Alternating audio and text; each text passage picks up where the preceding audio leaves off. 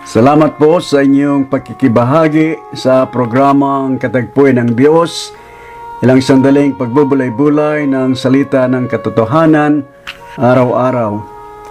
Ang ating pong talata ngayon ay makikita sa aklat ng mga Tiga-Korinto, Ikalawang Korinto, Kabanatang 10, talatang 3 at 4. Ganito po ang mababasa natin. Sapagkat bagamat kami ay nagsisilakad sa laman, ay hindi kami nangakikipagbakang ayon sa laman, sapagkat ang mga sandata ng aming pakikilaban ay hindi ukol sa laman, kundi sa harapan ng Diyos na may kapangyarihang gumiba ng mga kuta. Pinamagatan ko po ang ating pagbubulay-bulayan ngayon na pakikilaban hindi sa laman, kundi sa kapangyarihan ng Diyos. Sa mga panahong ito dito sa Estados Unidos, halos lahat ng mga evangelikong mangangaral at tagapagturo ng salita ng Diyos ay isa ang kanilang pananaw sa waring ang bansang ito ay pababa ng pababa ang kinatatayuan ng pananampalatayang Kristiyano sa mga nakakarami at dumadami naman ang mga sumasalungat sa pangangaral at pagtuturo ng banal na salita ng Diyos at sila'y nagtatagumpay. Pinagbabawalan ang pananalangin sa mga eskwelahan, sa loob ng mga opisina ng pamahalaan at sa mga publikong lugar. Ang paniwala ng nakakaraming Kristiyano na ang mga pangyayari ito ay maliwanag na tanda na ikalawang pagdating ng Panginoon Kristo upang pagkatapos noon maghahari na dito sa lupa ang Antikristo na pansamantala. Samantala, habang naghihintay ang maraming Kristiyano sa pagbabalik muli ni Kristo, gumagawa sila ng iba't ibang paraan para masugpo ang gawain ng masamang espiritu dito sa lupa. Katulad ng kanilang 40 araw at gabi na pananalangin. Ang iba'y nagsimula ng Setyembre 1 at matatapos ng Oktubre 10, 2010. Sa isang lingguang pag-aaral ng salita ng Diyos, nagtanong isang kasama sa grupo sa tagapagturo na yamang malinaw na ang mga sumasalungat sa pagtuturo at pangangaral ng salita ng Diyos kung ano ang kinatatayuan o dapat na gawin ng mga anak ng Diyos patungkol dito. Ang sabi ng tagapagturo, tayo bilang mga Kristiyano, hindi tayo maaaring magkaklas hanggang sa magkagulo ang ating bansa, sabi niya. Ang tungkulin lang natin bilang mga anak ng Diyos ay manalangin sa Diyos at magpakita ng isang mabuting mamamayan sa kapakanan ng ating bayan.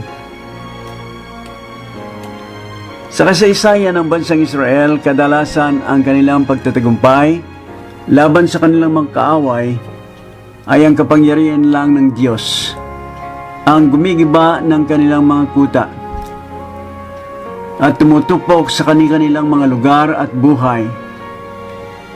Kaya makatarungang pagkikipaglaban ay hindi sa atin, kung hindi sa Diyos na siyang makapangyarihan at kumokontrol sa lahat ng mga bagay. Naniniwala ako na ito ang ibig sabihin ng ating teksto, na tayo bilang mga Kristiyano, hindi tayo nakikipagbaka sa laman, kundi sa harapan ng Diyos na may kapangyarihang gumiba ng kuta, na ibig sabihin sa takdang panahon ng Diyos. Gagawin niyang lilipulin ang mga sumasalungat sa kanyang kalooban, upang papagtibay niya ang kanyang kaharian sa sangkalangitan at dito sa sangkalupaan. Ngunit ayon sa kanyang pangako, ay naghihintay tayo ng bagong langit at ng bagong lupa, ang sabi ni Apostol Pedro, na tinatahanan ng katwiran. Kaya nga mga minamahal, yamang kayo nagsisipaghintay ng mga bagay na ito, ay pagsikapan ninyong masumpungan kayo sa kapayapaan na walang dungis at walang kapintasan sa paningin niya.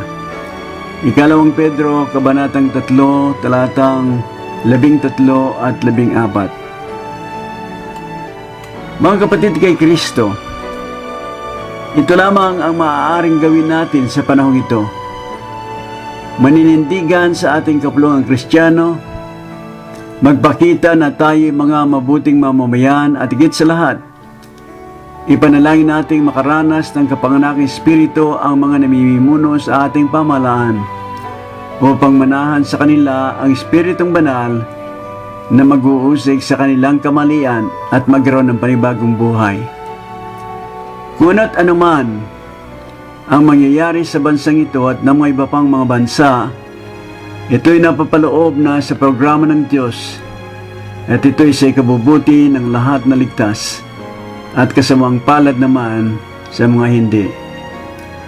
Kaya mga kaibigan na taga-subaybay nitong programang Katagpuin ng Diyos, kung kayo'y natatakot sa mga pangyayaring di karaniwan sa inyong kapaligiran, inyong ilagak ang inyong pananalig kay Jesucristo sapagkat kayo'y ipagmamalasakit niya.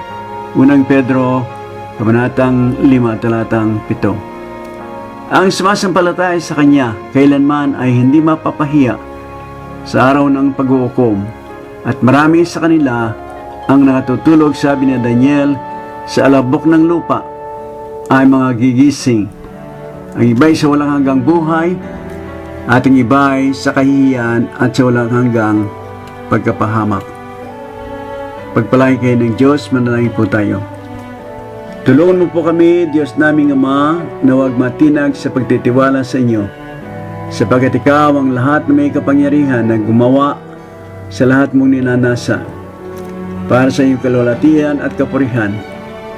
Puspusan nawa kami ng maling espiritu sa kanyang kapangyarihan at karunungan, upang ang aming maalaman ang inyong dakilang kalooban sa aming buhay, at sa ngalan ng aming Panginoon Jesus, sinihiling po namin ang lahat ng ito.